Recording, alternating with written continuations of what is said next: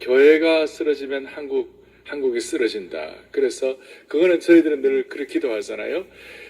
사랑의 교회가 살리면 한국 교회가 산다. 이제 그거는 이제 우리가 회복되면 우리 교회가 회복되고, 우리 교회가 회복되면 한국 교회가 회복되고, 한국 교회가 회복되면 한국 사회가 산다. 그러니까 이거는 영적 흐름이거든요. 영적 흐름인데, 그러면 지금 현재 우리 이 교수님 보실 때 한국 사회를 이렇게 죽인다 할까? 한국 사회 정신사를 힘들게 한다 할까? 가장 괴롭히는 그런 것들이 뭐라고 생각하십니까? 제가 이거 너무 어려운 질문. 사실 동성애 문제는 조족지혈입니다. 세 발의 피고요. 근데 그게 강력한 힘을 발휘한 건 사실입니다. 근데 제가 걱정하는 건 뭐냐면 이 교회의 옷을 입고 교회의 모습을 하고 있지만 예수님을 바라보지 않고 자기가 의인이라고 생각하는 그것이 바로 그 사조와 통합니다. 그래서 대연합을 이루고 있어요. 그래서 사실은 우리 하나님께서 섬세하신다고 느낀 게, 제가 저 시계를 보면서 시간을 체크하면서 얘기를 하고 있는데 제 마음에 야 빨리 끝내라 이러시는 겁니다. 그러니까 이 Q&A가 중요하다는 그러니까 제 생각에는 예정이 없었던 Q&A를 하라고 지금 끝내라고 하신 것 같아요. 왜냐하면 질문을 받아야 더 정확한 얘기를 할 수가 있거든요. 근데 지금 제가 보는 관점은 뭐냐면요, 이게 정말 심각한 영적 전쟁인데요. 얼마나 심각하냐면요, 대연합입니다. 악의 대연합이에요. 그런데 제가 분명히 말씀드리고 싶은 게 뭐냐면 비진리끼린 타협이 됩니다.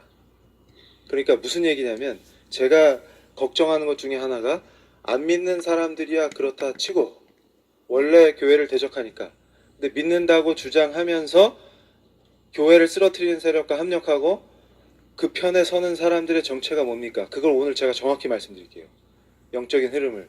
어떤 미친 사람이 예를 들어서 절에 있는 나안전에다가 예수님 상을 깎아서 앉혀놓고 기도를 하면 예수가 됩니까? 우상이죠. 근데 저는 뭘 느끼냐면, 제가 불교도라고 얘기할 때 그냥 불교도가 아니었죠. 제 사상을 지배하고 있었던 게 사회주의였습니다. 그러니까 사회주의와 불교는 합력이 가능합니다. 근데 제가 예수님을 만나고 나서 변한 게 뭡니까? 예전에 갖고 있었던 지식들, 제가 추종했던 것들 다 오물이라고 생각해요.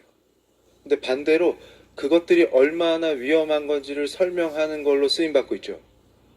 근데 신기한 건 뭐냐면, 우리 예수님은 타협이 안 됩니다.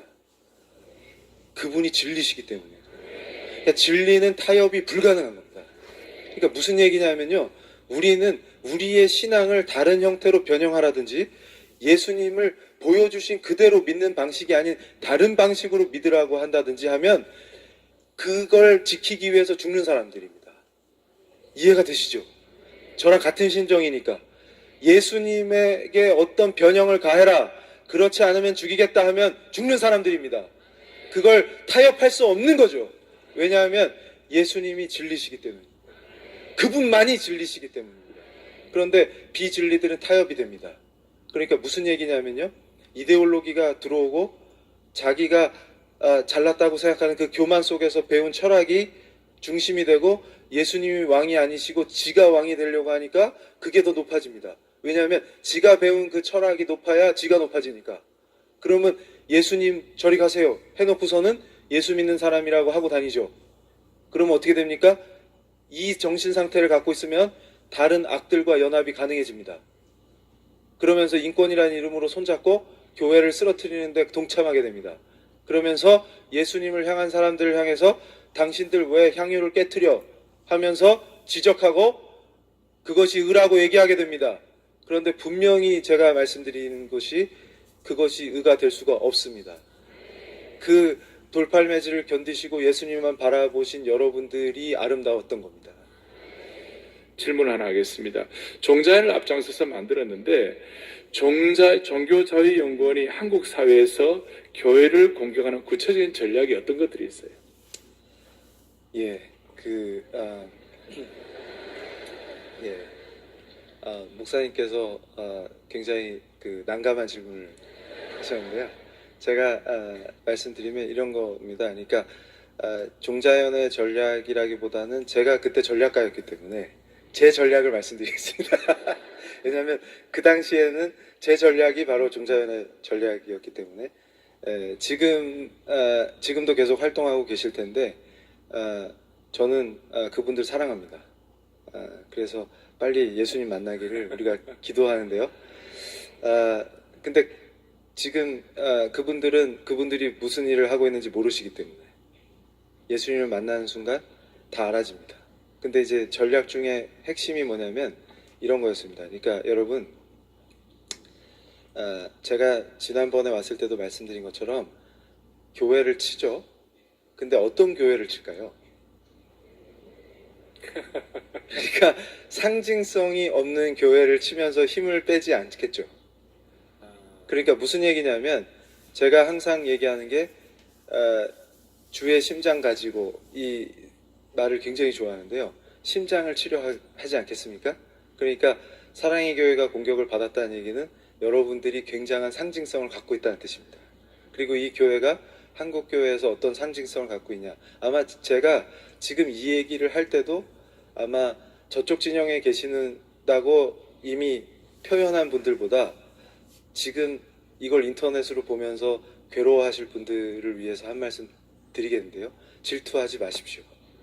그러니까 제가 또 한국 교회에서 사랑의 교회가 갖는 상징성이라든가 또 대표성이라든가 이런 것 때문에 교회를 공격한다 이렇게 말하면 니들이 무슨 대표야 이러면서 또 질투하면서 저를 욕하시겠죠. 우리 오 목사님한테 포섭됐다고 생각하면. 근데 저는 누구한테 포섭되고 그런 사람이 아닙니다. 그러니까 잘 들으세요. 여러분한테 한 얘기가 아닙니다. 지금 질투하고 있는 분들한테 질투하지 마시고 같이 기도하세요. 그게 전략 중에 하나가 뭐냐면 내분을 일으키는 겁니다. 그러니까 보세요. 공격을 하면 우리 교회가 영적으로 침체돼 있을 때는 자기들끼리 싸우게 돼 있어요.